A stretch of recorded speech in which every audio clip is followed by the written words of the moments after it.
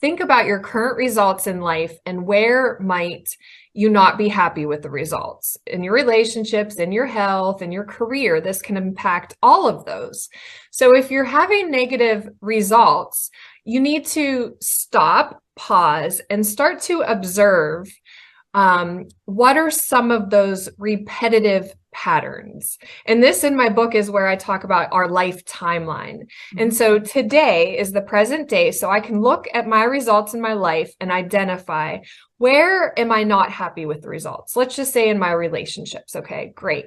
Now I want to get more conscious and curious about past relationships and start to observe the patterns of behavior from yourself, not just the other person. Because what we do is we tend to say, oh, it's all their fault. You know, when that finger that you're pointing, remember you have three Turn pointing around. back at you.